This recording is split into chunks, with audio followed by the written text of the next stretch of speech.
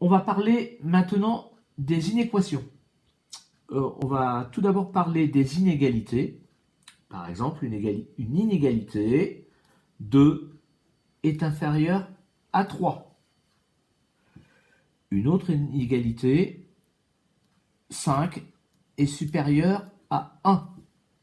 Ce sont des inégalités au sens strict, mais je peux aussi écrire des inégalités au sens large.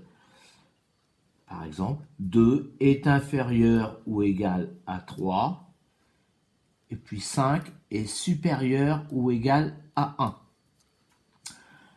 La différence, c'est que la deuxième me permet d'écrire éventuellement, si je veux, 3 est inférieur ou égal à 3. Dans ce cas-là, 3 est égal à 3. On rappelle juste que pour le sens du signe d'inégalité, la pointe est toujours dirigée vers le nombre le plus petit.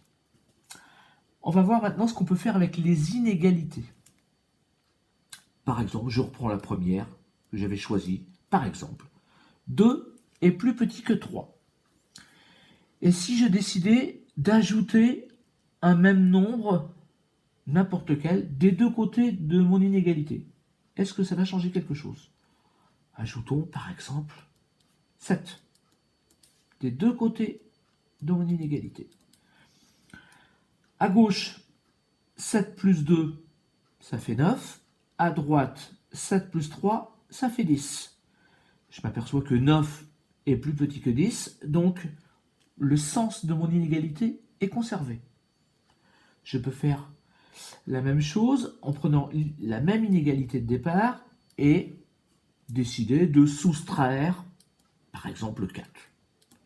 Je soustrais 4 des deux côtés de mon inégalité. À gauche, 2 moins 4, ça fait moins 2. À droite, 3 moins 4, ça fait moins 1.